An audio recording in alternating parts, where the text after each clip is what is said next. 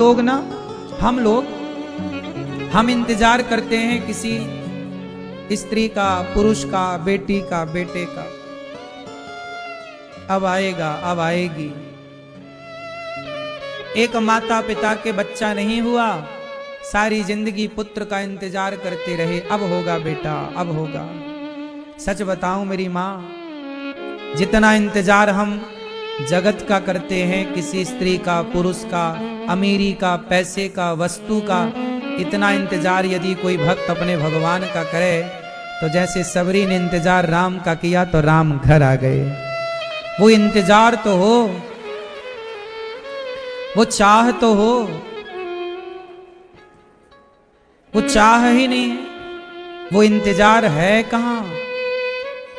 शबरी पागलों की तरह कौआ तक से पूछ लेती, बोल बोल बोल कागा, राम कब आएंगे। शबरी की झुपड़ी आके, शबरी की झुपड़ी आके भाग्य खुल जाएंगे। बोल बोल बोल कागा, राम कब आए। राम आओ, कहाँ हो प्रभु। इसलिए मेरी माँ, जो प्रेम गली में आए नहीं, प्रियतम का ठिकाना क्या जाने। जिसने कभी प्रेम किया ही नहीं, वो प्रेम निभाना क्या जाने।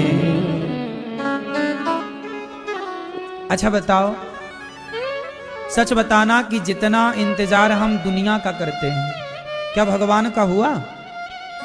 अच्छा ये बताओ, प्रेम किसे कहते हैं? आप किससे प्रेम करते हैं? आप सब अपना अपना बताओ। आप सबसे ज्यादा प्रेम किससे करते हैं? जोर से। मैया, आप सबसे ज्यादा प्रेम किससे करती हो? बताओ। हे लाल मैया, आप सबसे ज्यादा प्रेम किससे करती हो? हैं? मम्मी बैठी है, मम्मी से करती हो? पति से नहीं है, पुत्र से नहीं है, मम्मी से है। आपको किससे प्रेम है? भगवान से। ये मैया कह रही है हमें माँ से, मम्मी से प्रेम है, ये मैया कह रही है भगवान से। आपको किससे प्रेम है? बोलो। आप किससे प्रेम करते हैं? सबसे सवाल है, सब बताओ। क्यों मैया, चश्मा वाली मैया, आप किससे प्रेम करती हो? बताओ मेरी माँ, किससे प्रेम करती हो आप? सबसे ज्यादा प्रेम किससे है आपको? हैं? भगवान से? नहीं? हाँ, झूठ बोलना पाप है, नदी किनारे सांप है, काली माता आएंगी और घींच काट ले जाएंगी। बैठी रहो मैया, किससे है प्रेम कहो मैया, पर बैठे बैठे कहना है। किससे प्रेम है आप लोगों को? हैं? भगवान से। झूठ ना बोलो मैया जी, सबसे ज्यादा प्रेम आप किससे करती हो? भगवान से। कौन कौन करता है भगवान से सबसे ज्यादा प्रेम? अब बताओ, खुल्लम खुल्ला झूठ बोल रहे हैं। सुनो, आपसे हमने सवाल किया कि आप लोग सबसे ज्यादा प्रेम किससे करते हैं? आपने कहा भगवान से, कुछ लोगों ने कहा मां से, कुछ लोग कहें बच्चे से, कुछ कहें पत्नी से, कुछ कहें पति से। ठीक है, सबकी बात अपनी अपनी जगह ठीक हो भी सकती है, लेकिन जो मुझे लगा आज तक, जो मुझे लगा, पहले वो सुनो, फिर बताना कि मेरी बात सही है या गलत है। आज तक की जिंदगी में जो मैंने अनुभव किया वो उससे ध्यान से सुनो। मैंने अनुभव किया कि संसार में सबसे ज्यादा प्रेम कोई किससे करता है? आप किससे करते हैं जानते हैं? आप सबसे ज्यादा प्रेम करते हैं अपने आप से।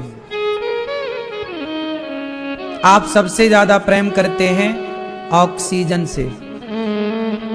किससे? हवा से। आप सबसे ज्यादा प्रेम करते हैं प्राणवायु से। बोलो हाँ। यदि आपकी थोड़ी देर के लिए नाक बंद कर दी जाए तो भगवान की जरूरत लगेगी कि हवा की? बोलो। पानी में डुबा दिया जाए आपको थोड़ी देर के लिए, किसके लिए तड़प जाओगे? बोलो। सांस के लिए तड़प जाओगे? उस समय कोई और याद आएगा? बोलो। जैसे मछली तड़पती है पानी के लिए, मछली का प्रेम है पानी से, ऐसे आपका प्रेम है हवा से, ऑक्सीजन से।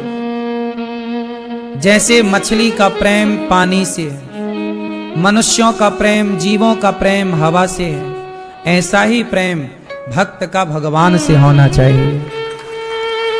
कि जैसे पानी के बिना मछली जी नहीं सकती, हवा के बिना आप जी नहीं सकते, उसी तरह भगवान के बिना यदि आप जी रहे हैं तो अब देखो ना, हम ये नहीं कहते कि मर जाओ ना, इसका तात्पर्य ये मत समझ लेना, बात पूरी समझनी है। बात पूरी यह है कि जैसे मछली पानी के बिना नहीं जी रही है, हम हवा के बिना नहीं जी पा रहे हैं, उसी तरह भगवान के बिना कुछ भी अच्छा ना लगे। भगवान से प्रेम का मतलब क्या है? यदि आपको पत्नी अच्छी लग रही है ना? एक बात बताओ, किसी स्त्री का जब पति भगवान के घर जाता होगा, ये तो मैंने कभी अनुभव नहीं किया, लेकिन आपसे पूछ रहा हूं, शायद इसका उत्तर आपके पास हो।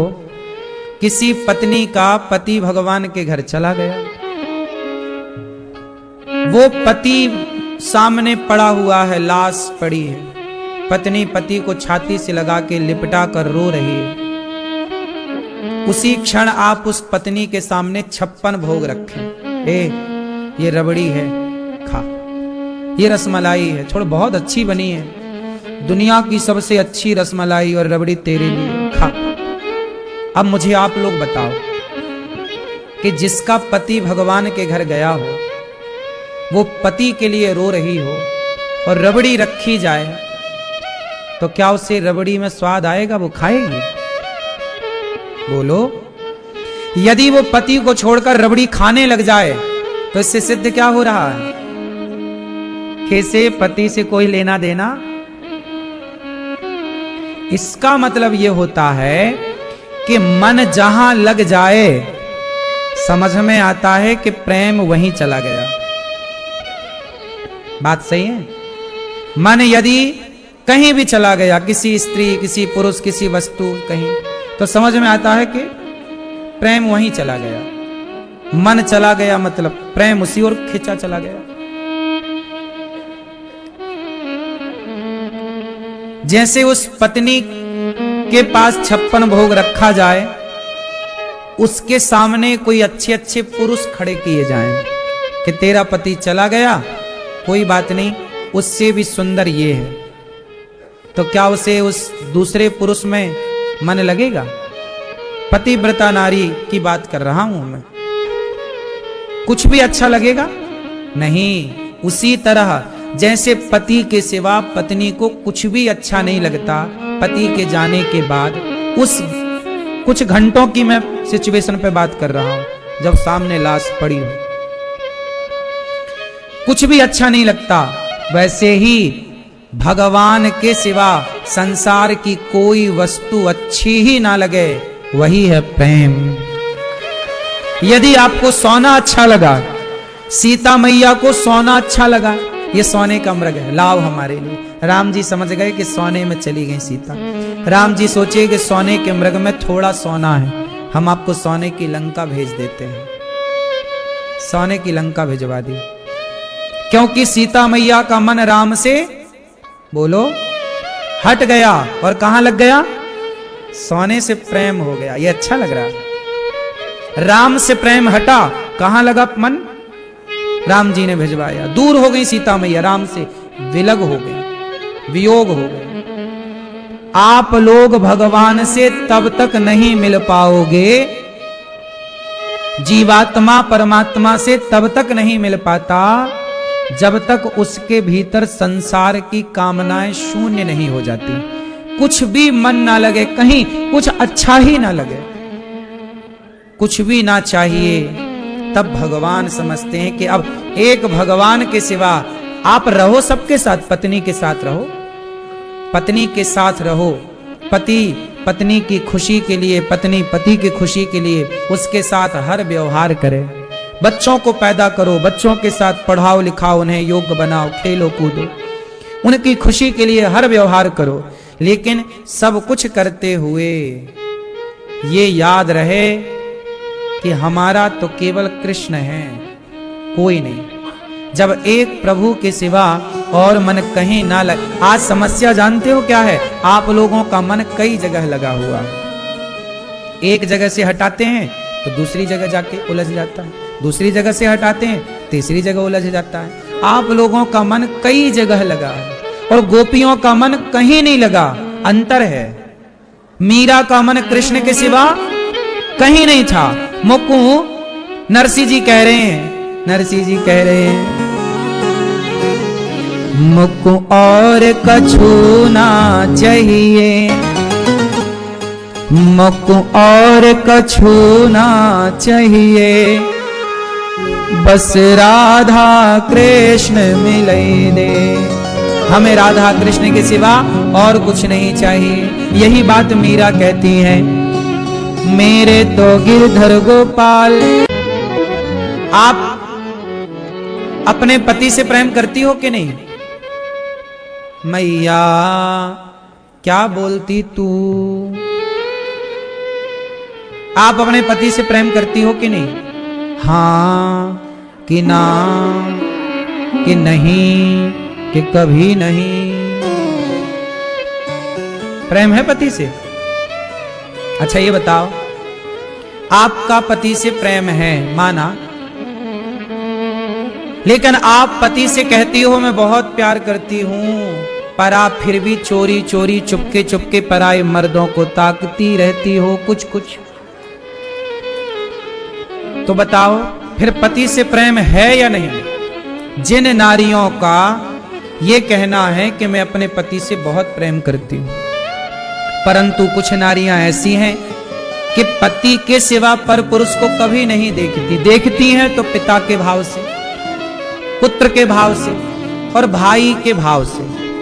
लेकिन कुछ स्त्रियां ऐसी हैं जो पति से कहती हैं हम आपसे बहुत प्यार करते हैं, पर दूसरे मर्दों को भी ताकती रहती हैं। अब बताओ उनका प्रेम पति से है या नहीं? यदि प्रेम होता तो दूसरे की क्या जरूरत थी? और दूसरे में मन चला गया तो मतलब आप झूठ कह रही हो कि हम आपसे प्यार करते हैं। ये पुरुष भी आपको कहता है आई लव यू,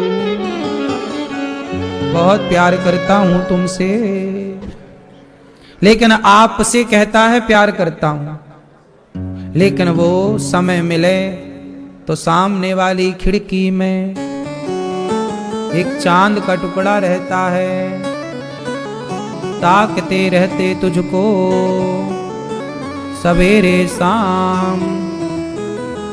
अब बताओ, पत्नी के होते हुए जब आप अपनी पत्नी से प्रेम करते हो तो किसी पराई स्त्री को यदि आपने गलत भाव से देखा तो देखना यह सिद्ध कर रहा है कि आप अपनी पत्नी से प्रेम नहीं करते, क्योंकि आप पर नारी को देख रहे हैं। प्रेम का मतलब यह नहीं कि थोड़ा हम आपको दे दें थोड़ा उनको दे दें, ये प्रेम नहीं।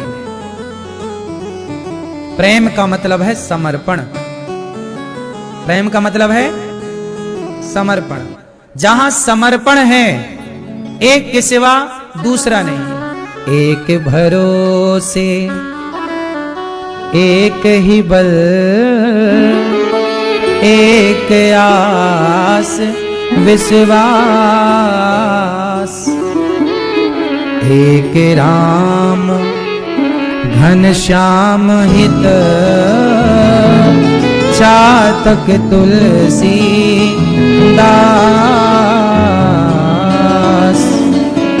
एक भरोसे एक, जहां एक भरोसा है। प्रेम कहां मैया? जहां एक है। जहां दो है वहां प्रेम नहीं है। बात सही। प्रेम गलियति साकरी, जा मैं दो ना समा। ये प्रेम गली ऐसी है जहां दो, प्रेम गली इतनी सक्रिय दो नहीं आते। बात सही है। तो जहां एक भगवान है, उनके सिवा कुछ नहीं है, वहां प्रेम है। और जहां भगवान के सिवा भी मन कहीं जा रहा है, मतलब अभी भगवान से प्रेम नहीं है। यदि ये प्रेम नहीं है, इसलिए कहता हूं अपना इष्ट अपने इष्ट होने चाहिए। अपने इष्ट के सिवा मन कहीं ना जाए। जैसे आप लोग पूजा सबकी कर लेते हो, शंकर जी की पूजा कर ली, दुर्गा मैया की कर ली, गणेश जी की कर ली, साईं बाबा की भी लोग कर ले रहे हैं, फलाने बाबा की भी कर ले रहे हैं, नारायण की भी कर रहे हैं, सबकी पूजा कर ली आपने। अच्छा ये बताओ, इष्ट का मतलब क्या होता है? इष्ट मतलब पति। पति एक होते हैं कि दो तीन? मैया, पति एक होते हैं कि दो तीन चार पांच? एक। जैसे पति एक होता, ऐसे इष्ट भी एक होने चाहिए। किसी के इष्ट शंकर जी हैं, किसी के इष्ट नारायण हैं, किसी के इष्ट गणपति हैं, किसी के इष्ट दुर्गा हैं, किसी के इष्ट हनुमान जी हैं, किसी के इष्ट हमेशा गुरु जी देते हैं। आप अपने से भी किसी को इष्ट मत मान लीजिएगा। इष्ट अपने से नहीं बनाए जाते। जैसे सिंदूर अपने से नहीं मांग में भरा जाता। अब कोई लड़की जाए सिंदूर खरीदे और मांग भर ले तो उसे सुहागन थोड़ी मानेंगे। ऐसे ही जैसे सिंदूर पति के द्वारा दिया जाता है, ऐसे इष्ट गुरु के द्वारा प्रदान किए जाते हैं, मन माने नहीं होते। अब इष्ट क्या है और इष्ट में कैसे मन लगाएं? तो सुनो, जब गुरु बनाते हैं तो गुरु जी इष्ट देते हैं। जैसे दास अनिरुद्ध हमारे इष्ट हैं भगवान श्रीमन नारायण, वही राम वही कृष्ण। इसलिए गौरी गोपाल में राम कृष्ण नारायण की पूजा है। हमारे इष्ट हैं भगवान श्रीमन नारायण। अब ध्यान से सुनो, जैसे आपके इष्ट हैं भगवान नारायण या राम या कृष्ण, ये तीनों एक हैं। अब सवाल खड़ा हुआ कि अनिरुद्धाचार्य जी के इष्ट यदि नारायण हैं तो क्या अनिरुद्धाचार्य भगवान शंकर का आदर नहीं करेगा? करेगा, पर कैसे? जैसे आपके इष्ट हैं शंकर जी, तो क्या आप शंकर जी को इष्ट मानोगे तो क्या नारायण का सम्मान नहीं करोगे? क्या राम का आदर नहीं करोगे? ऐसा नहीं है कि आप शंकर जी का तो आदर करें और राम का अपमान कर दें। अब क्या इसकी व्यवस्था है उसे ध्यान से सुनिए। ऐसा होता है कि जैसे हमारे इष्ट हैं नारायण, तो हम इष्ट के भाव से नारायण को भजें, लेकिन हम शंकर जी के मंदिर भी जाएं और शंकर जी से कहें, हे भोलेनाथ आपकी जय हो। जैसे आप अपने इष्ट का ध्यान करते हैं, शंकर जी के इष्ट कौन है? शंकर जी के इष्ट भी नारायण हैं, राम है ना। राम का ध्यान करते हैं शंकर जी, सदा वसंतम हृदयारविंद। राम कौन है? नारायण। तो शंकर जी किसका ध्यान करते हैं? तो हम शंकर जी के मंदिर जाएं, कहें, हे भोलेनाथ जैसे आप सदा अपने इष्ट का ध्यान करते हैं प्रभु, जैसे आपकी निष्ठा अपने इष्ट के प्रति है, हे शंकर जी ऐसी कृपा करो कि आपकी तरह हमारी निष्ठा भी अपने नारायण में हो जाए। मतलब शंकर जी से भी मांगो तो अपने इष्ट के चरणों में प्रेम मांगो। मैं दुर्गा जी के मंदिर जाऊं तो हे दुर्गा मैया ऐसी कृपा करो कि मेरे इष्ट के चरणों में मेरा प्रेम बढ़े। जैसे उदाहरण से समझो, आपके घर में कितने लोग हैं? सास भी होगी, ससुर भी होगा, देवरानी जेठानी, जेठ देवर, रिश्तेदार और पति। अच्छा ये बताओ, आप सबके लिए भोजन बनाती हो कि नहीं? जैसे एक बहू सास को भी भोजन बना के देती, ससुर को भी देती, जेठ को भी देती, देवर को भी देती, भोजन सबको बनाती है, सबके कपड़े धुल देती है, सबके सेवा में खड़ी रहती है एक स्त्री। पर जब समर्पण की बात आती है तो कहां करती है? सबके पास, सबके चरणों में कि पति के चरणों में? मैया आप परिवार में सेवा सबकी करती हो, लेकिन समर्पण कहां करती हो? बोलो मेरी मां। पति के चरणों में, पति में समर्पण है ना आपका, क्या और कहीं है? बोलो हाँ। मैया नहीं बोला जा रहा है क्या? समर्पण कहां है आप लोगों का? पति में, जबकि आप सेवा तो सबकी करती हो, सबको पानी पिलाती हो, सबके लिए भोजन बनाती हो, सबके लिए खड़ी रहती हो, काम पे बिल्कुल तैयार, लेकिन समर्पण केवल अपने पति में होता है। सेवा तो आप देवर की भी कर देती हो, उसके भी कपड़े लत्ते धुल देती हो, आप तो भोजन जेठ को भी देती हो, लेकिन समर्पण केवल पति में करती हो। उसी तरह हम शंकर जी, दुर्गा जी, गणेश जी सबकी पूजा करें, सबका आदर करें, पर समर्पण जब हो तो अपने इष्ट के चरणों में ही होना चाहिए। बताओ, क्या हनुमान जी राम के सिवा और किसी को मानते हैं? बोलो, समर्पण है उनका कहीं? समर्पण राम के चरणों में, लेकिन वो हनुमान जी समर्पण राम के चरणों में करते हैं, पर सेवा सुग्रीव की भी करते हैं। हनुमान जी कहां थे? सुग्रीव के पास। सूर्य भगवान ने कहा था कि सुग्रीव की रक्षा करना। बात सही है। जब हनुमान जी की राम जी से पहली भेंट हुई, उस समय हनुमान जी सुग्रीव के साथ ही तो रहते थे। बोलो हां कि ना? समर्पण है राम में, और हनुमान जी का समर्पण राम में है, और कर्तव्य पूरा कर रहे हैं गुरु वचनों का सुग्रीव के साथ। तो आप शंकर जी के मंदिर में शंकर जी को प्रणाम करें तो हे भोलेनाथ, जैसे आप सदा अपने इष्ट का ध्यान करते हैं, ऐसे ये दास अनिरुद्ध भी आपकी तरह सदा इष्ट का ध्यान कर सके, ऐसी शक्ति दीजिए भोलेनाथ, ऐसी कृपा कीजिए हे भोलेनाथ। जैसे आप राम से प्रेम करते हैं हे शंकर जी, हे हनुमान जी, जैसे आप राम से प्रेम करते हैं, ऐसी आपकी तरह हमारा भी प्रेम प्रभु से हो जाए। क्यों जी? बात सही है। जैसे आप शंकर जी के उपासक हैं, तो आप राम के मंदिर गए तो राम से कहो, हे राम, मेरे इष्ट भगवान शिव हैं, तो मेरा प्रेम भगवान शिव के चरणों में हो जाए। अपने इष्ट के प्रति प्रेम मांगो। सम्मान सबका हो, ये नहीं कि तुम राम के भक्त हो तो कृष्ण का अपमान करने लग जाओ, ये नहीं कि तुम शंकर जी के भक्त हो तो नारायण का अपमान करो, या नारायण के भक्त हो तो शिव का नहीं। हरि हरि और न भेदहा। तत्व की देखो, व्यवहार की दृष्टि में शिव अलग दिख रहे हैं, राम कृष्ण नारायण अलग दिख रहे हैं, ये व्यवहार में अलग अलग दिख रहे हैं, पर जब तत्व की दृष्टि में देखोगे तो एक है। जैसे बोलो बोलो घड़ा, बोलो घड़ा, सुराही, मिट्टी के बर्तन। व्यवहार में तो घड़ा अलग है, सुराही अलग है, मिट्टी के बर्तन तमाम अलग अलग हैं। व्यवहार में तो सारे बर्तन अलग हैं। देखो, बोलो सोना, बोलो अंगूठी, बाले, झुमका, हार, बाजूबंद, करधन, रानी हार, फलाना हार, ढिमाका हार। ये बताओ व्यवहार में कितने हार हैं? कितनी अंगूठी हैं, सबके नाम अलग हैं। ये अंगूठी है, ये बाला है, ये माला है, सबके नाम अलग अलग हैं, सबके व्यवहार अलग अलग हैं। लेकिन बताओ तत्व की दृष्टि में तो सब एक है कि नहीं? सबके भीतर एक सोना है। अंगूठी अलग है, कान के बाले अलग हैं, गले का हार अलग है, हाथ की चूड़ी अलग है, पर ये व्यवहार में अलग है। यदि एक तत्व की दृष्टि से देखा जाए तो सबके भीतर सोना है। यदि सोने के आभूषण है तो व्यवहार में घड़ा है, सुराही है, फलाना बर्तन है, पर सब में एक माटी है। क्यों जी? बात समझ में किस किस को आई?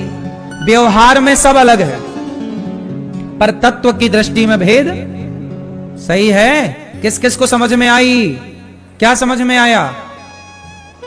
कि व्यवहार में राम कृष्ण नारायण शंकर जी अलग अलग दिख रहे हैं, पर मूल रूप से यह तत्व एक ही है। जो तत्व शिव है वही तत्व नारायण है, जो नारायण है वही तत्व राम है, जो राम है वही तत्व कृष्ण। इसमें कोई भेद, लेकिन व्यवहार में अलग अलग दिखते हैं। जैसे अंगूठी दिख रही है, कान का झुमका दिख रहा है, चूड़ी दिख रही है। व्यवहार में तो चूड़ी की जगह हाथ में है, अंगूठी की जगह उंगलियों में है, झुमका की जगह कान में है। अब कोई झुमका गले में लटकाए तो अच्छा नहीं लगेगा। व्यवहार में तो जो जहां का है वहीं लगाना पड़ेगा, पर है सब में एक सोना। बात समझ में आई क्या? इसलिए मेरी मां, प्रेम एक प्रभु से हो, इष्ट से प्रेम हो। एक भरोसे एक बल, एक आस विश्वास, एक राम घन श्याम हित, चातक तुलसीदास। जो प्रेम गली में आए नहीं। समझ गए ना प्रेम? कि भगवान के सिवा और सबके साथ व्यवहार करो, अच्छे से रहो, पर प्रेम एक इष्ट से हो। इष्ट कितने होते हैं? जोर से। और भगवान कितने होते हैं? हैं? मैया कितने भगवान?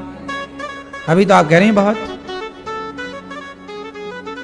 धोखे से निकल गई। भगवान बहुत नहीं होते, देवता बहुत होते।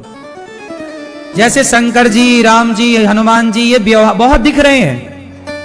आभूषण बहुत होते हैं, पर सोना बहुत नहीं होता। मिट्टी के बर्तन बहुत होते हैं, मिट्टी बहुत नहीं होती। बोलो हाँ कि ना? ऐसे भगवान के रूप बहुत हैं। भगवान नारायण के 24 रूप हैं, और भी ना जाने कितने, हरि अनंत, हरि कथा अनंता। ऐसे ही है। इस बात को जान लेना बहुत जरूरी है। हिंदू समाज में, हिंदू धर्म में बड़ा कंफ्यूजन है इस बात का कि कितने भगवान। आप लोग बताते नहीं, बच्चों को पढ़ाते ही नहीं। ये सब सिलेबस में होना चाहिए, पता? पढ़ाई में होना चाहिए सब कुछ। जो बातें हमने बताई, इनमें से कुछ शास्त्रों की बातें पढ़ाई में हो कि देवता कितने हैं, देवता कोटि में कौन है, भगवान कौन है, भगवान की क्या परिभाषा है, देवताओं की क्या परिभाषा है, देवता किसे कहते हैं, भगवान किसे कहते हैं। ये पढ़ाया जाना चाहिए वैसे तो, ताकि आपको कंफ्यूज ना करे ये बातें। सही है? देवता कितने हैं? जैसे आपके पति देवता हैं, देवता बहुत होते हैं। इंद्र देवता हैं, अग्नि देवता हैं, वरुण देवता हैं, ऐसे देव बहुत। पर भगवान तो कितने हैं? क्या नाम है एक भगवान का? है मैया। कौन भगवान? क्या नाम है? ये मैया बताएंगी। कितने भगवान होते हैं? सब चुप रहेंगे। मैया कितने भगवान होते हैं? आपकी पीली मैया के बगल में है एक। क्या नाम है एक भगवान का? है नारायण के, राम के, कृष्ण के, नरसिंह के, वामन है। कितने भगवान? क्या नाम? राम कौन? राम कौन है? कृष्ण कौन है? इनमें कोई अंतर है? लोग अंतर क्यों मानते हैं? अज्ञानवश, पता ही नहीं है। पता नहीं है तो उन्हें लगा ये अलग अलग है। अलग अलग कुछ नहीं हो। भगवान गोपियों को समझाने उद्धव जी गए, गोपियों की रज में लौट गए, ब्रज रज में लौट गए, यशोदा माँ से भेंट की, चर्चा करते सवेरा हुआ। ऐसे भगवान के प्रेम में धीरे धीरे बोल कोई सुनना ले,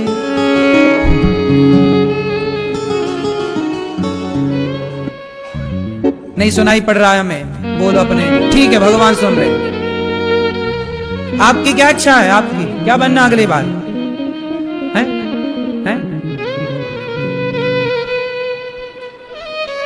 क्या है? जो जिसका भाव है बना लो, प्रभु से प्राप्त, प्रभु हमें आप अगले बार इस रूप में मिलिएगा, इस रूप में मिलिएगा।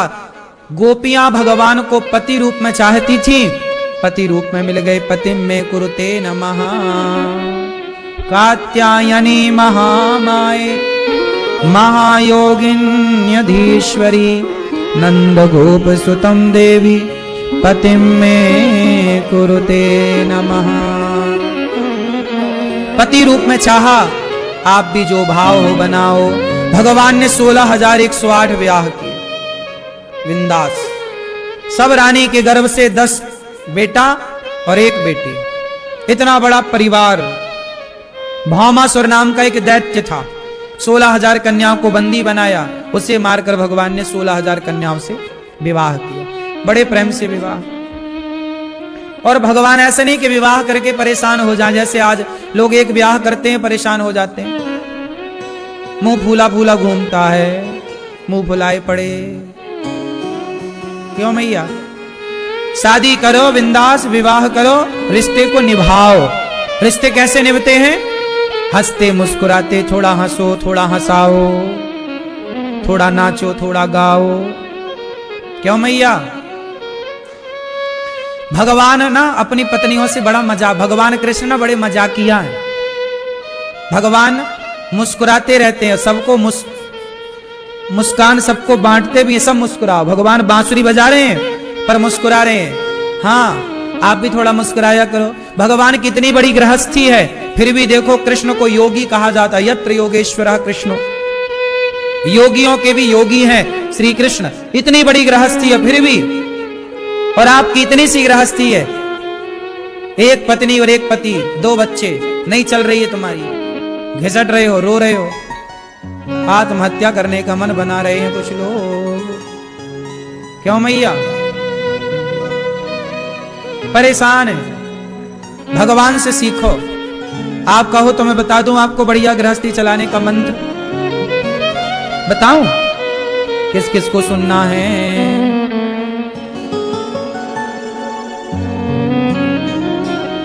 मैया सुनना है आपको?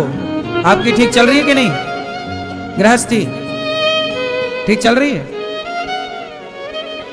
भगवान श्री कृष्ण हर परिस्थिति में प्रसन्न है। आप भी हर परिस्थिति में प्रसन्न रहिए और ज्यादा बोलिए मत। मैं तो कहता हूं कि रिश्तों में जीतने की कोशिश ना करिए, हार जाने की कोशिश करिए। यदि आप हार रहे हैं तो रिश्ते निभा पाओगे, और जीतने की जिद है तो रिश्ते टूट जाएंगे। लिख लो, हारने की, रिश्तों में जीतो मत। पत्नी की लड़ाई पति से, पति की लड़ाई पत्नी से हुई, जल्दी एक सॉरी बोल दो, माफी गलती ना होने पर भी मांग लो। लोग ना जिद करते, देखो कितना अभिमान है, लोग जल्दी से झुकते नहीं। किसके आगे? पति पत्नी भी बताओ एक दूसरे का सम्मान का भाव रखते हैं कि हम तुम्हारा सम्मान, ठीक है सम्मान हो, पर रिश्तों में इतनी उम्मीदें नहीं रखनी चाहिए जितनी उम्मीदें लोग रखते हैं, खासकर सम्मान की उम्मीद। मैं क्यों झुकूं, मैं क्यों झुकूं, मैं क्यों झुकूं के चक्कर में झगड़े बढ़ते चले जाते हैं, दूरियां बढ़ती चली जाती हैं, दरार खाई में तब्दील हो जाती है। जरा सी दरार थी, वो खाई बन गई, केवल इस अभिमान से मैं क्यों झुकूं, पहले मैं क्यों सॉरी कहूं। मत कहो, लड़ो। आज लोग जानबूझ करके अपने पांव में कुल्हाड़ी मारते हैं। प्रेम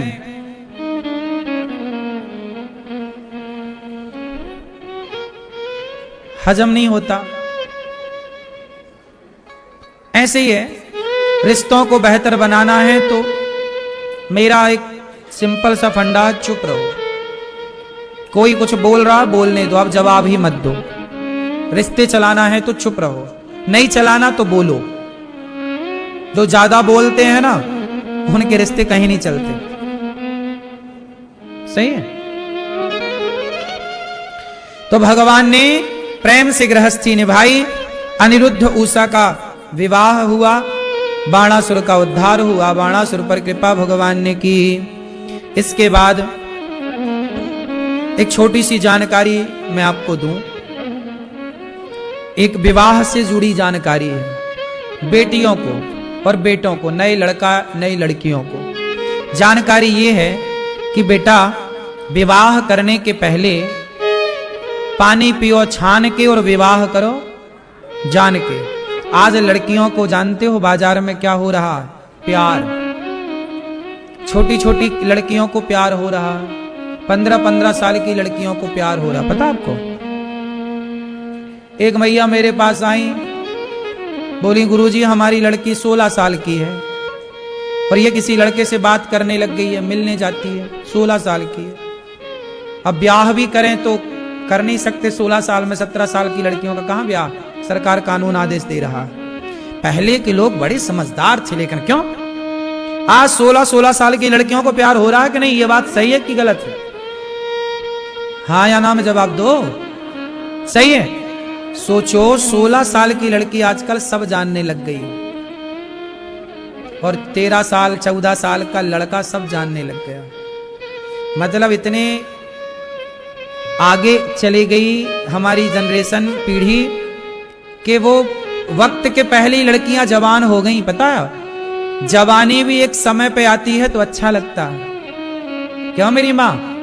16 साल की उम्र तो बच्चा ही कहलाता है। क्यों 16-17 साल मतलब क्या? बच्चा, बच्चे है ना ये।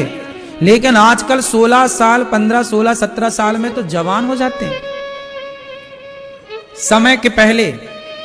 सही है। जब जवान हो गए तो जवानी चढ़ गई, और जब जवानी चढ़ेगी तो जवानी होती है अंधी, तो अंधा तो कहीं भी गिरेगा। इसलिए छोरा छोरी लिविन में जाके गिर रहे हैं, गंदगी में, क्योंकि कहीं तो गिरना ही है ना, लड़खड़ा जो रहे हैं। इसलिए पहले के लोग बड़े समझदार थे, समय पे ब्याह कर दे। पहले के लोग 13 साल में ब्याह कर देते थे।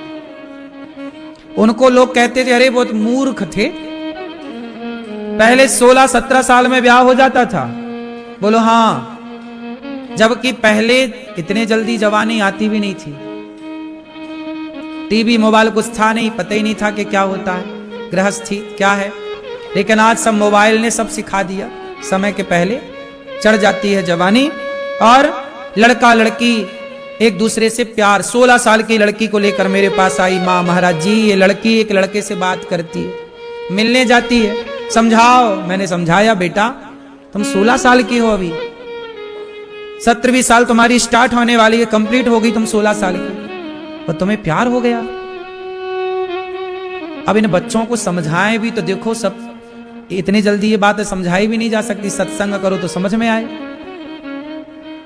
समझाया हमने अपने तरीके से, लेकिन एक बात मैं आज आपको सबको समझाऊं, खासकर मेरी बहनों को, कि देखो अपने आप में कंट्रोल रखो, पढ़ो लिखो, योग्य बनो। जो एनर्जी आपके भीतर है, शक्ति है, उसे अपने भविष्य के लिए लगाओ। वर्तमान को पढ़ाई लिखाई में बिजी रखो, योग्य बनाओ अपने आप को।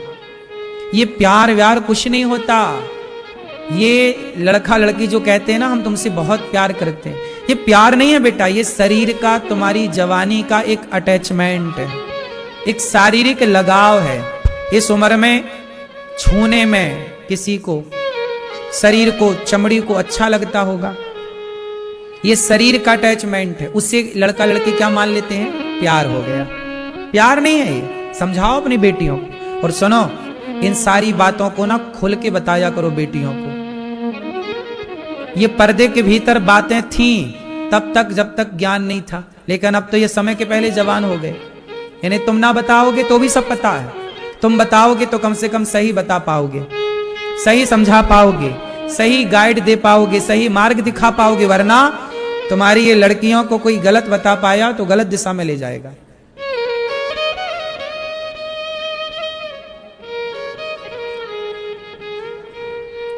क्या बताना है? ऐसा है कि बेटा कोई आपसे प्यार क्यों करेगा, ये बात मैंने कही।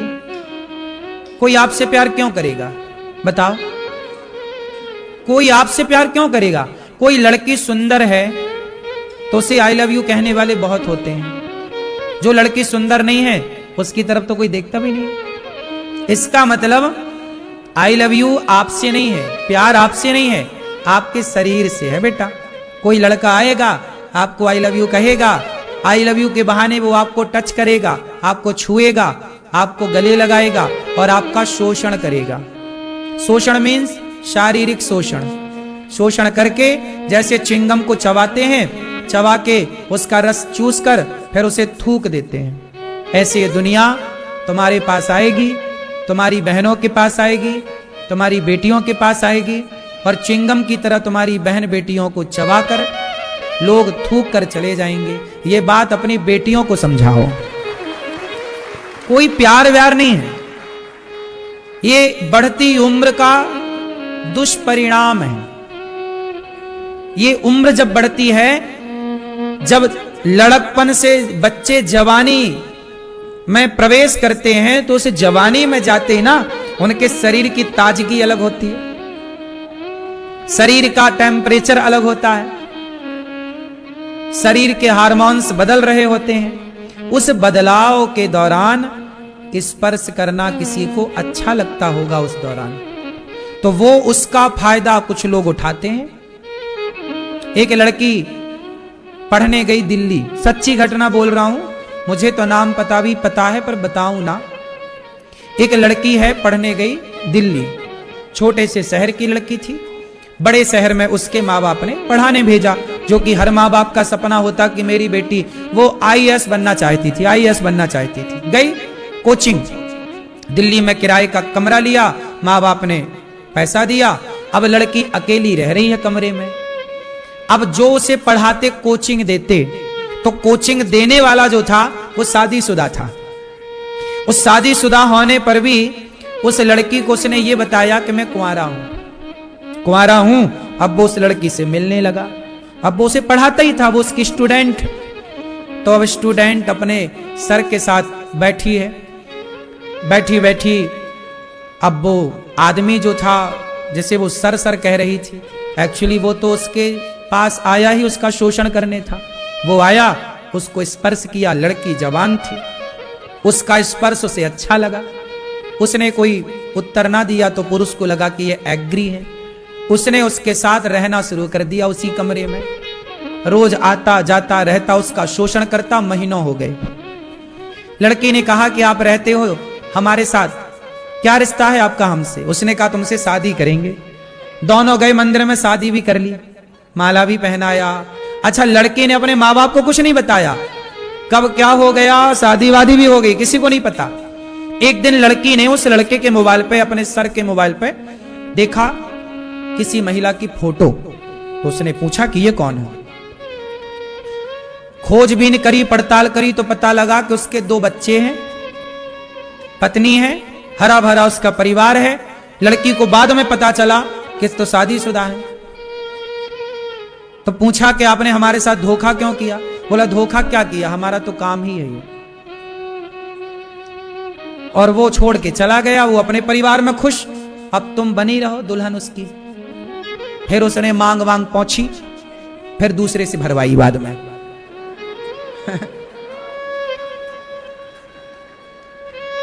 ऐसा चल रहा है। तो ये दुनिया तो तुम्हारा शोषण करने बैठी है। तुम्हें धोखा देने के लिए पग पग में लोग खड़े हैं। जब तुम ही तैयार हो अपना शरीर नुचवाने के लिए, तो नोचने वालों को जा क्या रहा है? क्यों भैया? नोचने वाले तो तैयार हैं 24 घंटे।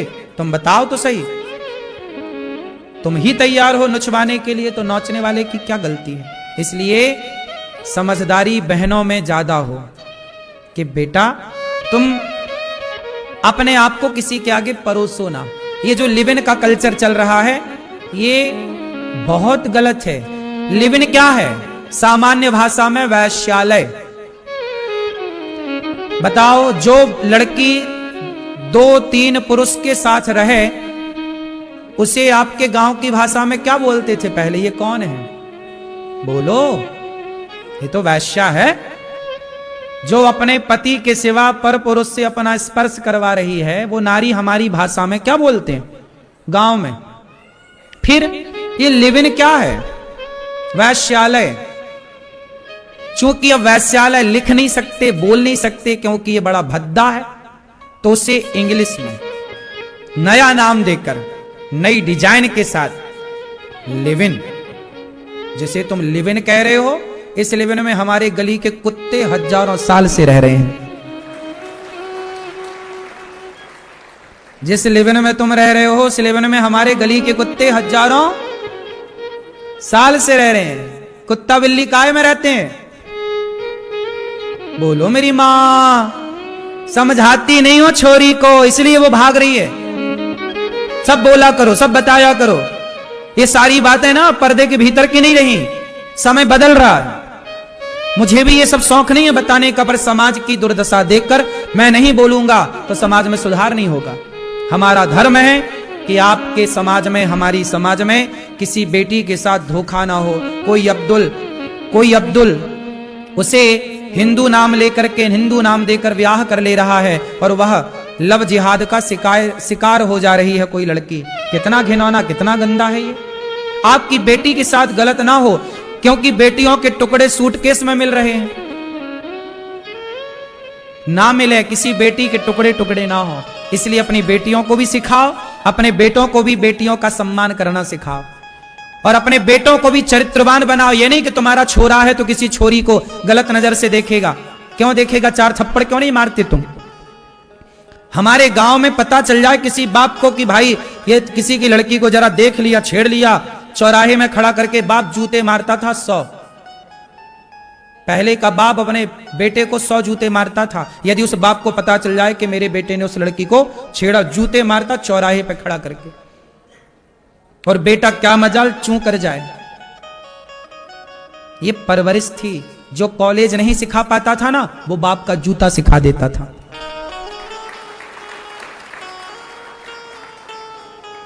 आजकल जूता पड़ने हो गए हैं बंद,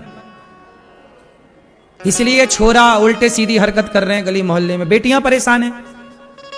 जूता निकालो अपना, और तुम्हारा छोरा ज्यादा आंखें फेरे तो मारो साले को 4 जूता। यहां वहां उल्टा सीधा बोला, लड़कियों पे गलत कमेंट कर रहा। कौन कर रहा? तुम्हारी बेटा तो कर रहा है, हम में से तो किसी का बेटा है। जो लड़कियों को छेड़ रहा है वो हम में से ही तो किसी का बेटा है। बोलो हाँ या ना?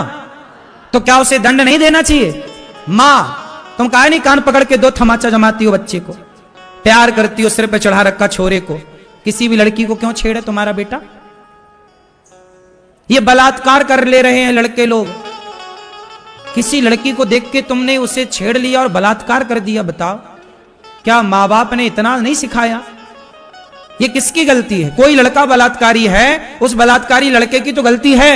बताओ, क्या उसके माँ बाप की गलती नहीं है? बच्चों की थोड़ी आंखों में आंखें डाला करो, देखा करो। बच्चों की आंखें भी बता देती हैं कि क्या चल रहा है। बस समझदार होना चाहिए मेरी माँ। किताबें आपने पढ़ी होंगी, थोड़ा बच्चों की आंखें पढ़ना सीखो, बच्चों का व्यवहार पढ़ना सीखो, क्या चल रहा है उनके दिमाग में। और मैं आपको एक बात कहूं, आप अपने बेटी की सबसे बढ़िया दोस्त बनो, और आप अपने बेटे का सबसे बढ़िया दोस्त बनो। बाप क्या बने? दोस्त। किसका? बेटे का। और मां क्या बने? दोस्त। किसकी? तुम्हारी बेटी की दोस्त तुम बनो। मां, तुमसे अच्छा दोस्त बाजार में उसे नहीं मिल सकता। एक बाप से बढ़िया दोस्त कोई नहीं हो सकता इस धरती में। एक मां से बढ़िया दोस्त नहीं हो सकता। तुम्हारे बच्चों को दोस्तों की तलाश होती है एक टाइम बाद। मैं कहता हूं कि पहले ही बच्चों के साथ बिल्कुल फ्रैंकली व्यवहार करो। तुम बाप बन के ना रहो, अब मां बन के ना रहो। अब क्या बनो बेटी की?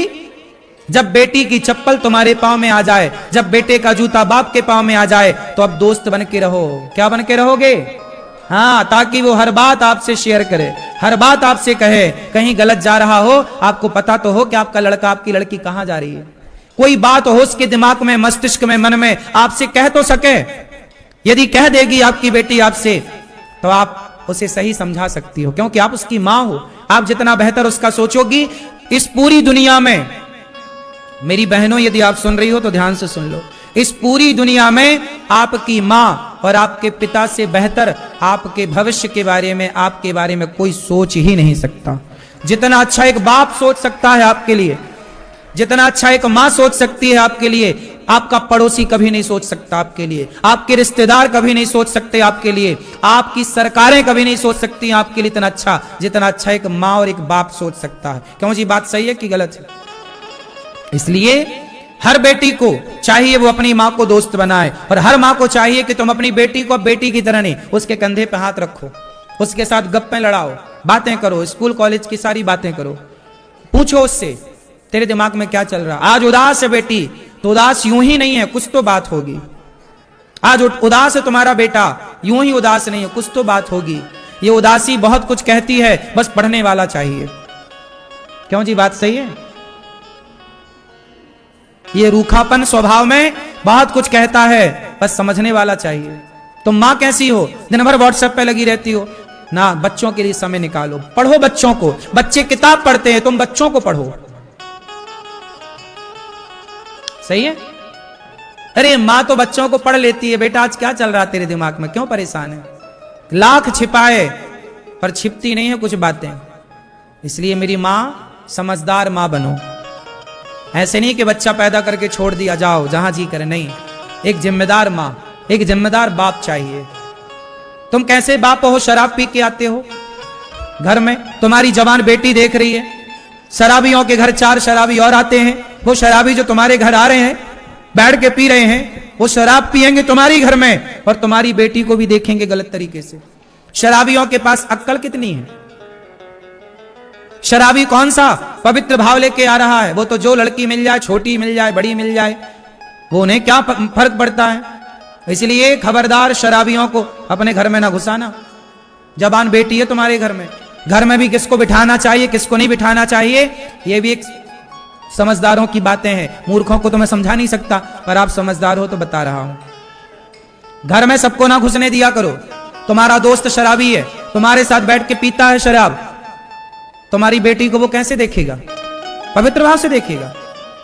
शराबियों के पास क्या दृष्टि होती है? आज जितने भी बलात्कार हुए इस देश में, 99.99% बलात्कार शराब के नशे में ही हुए हैं, चाहे वो दामिनी का हो, चाहे वो और अन्य कितने भी केस हो।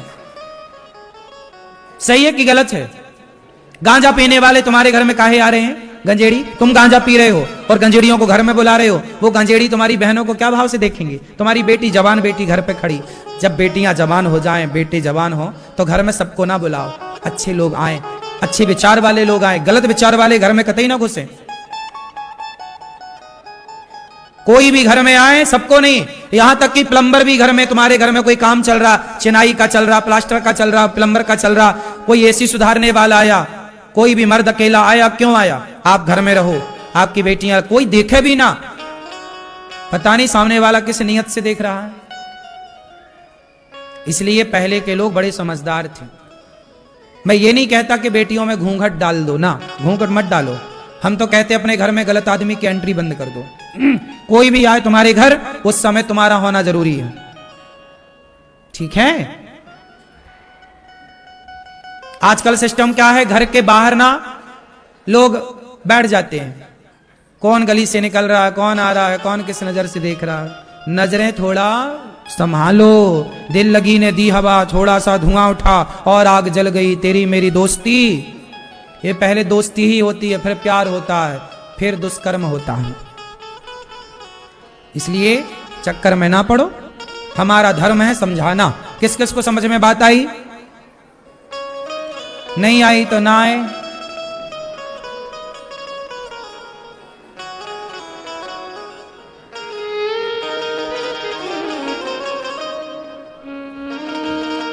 माता पिता का बड़ा उपकार होता है हम सब पर।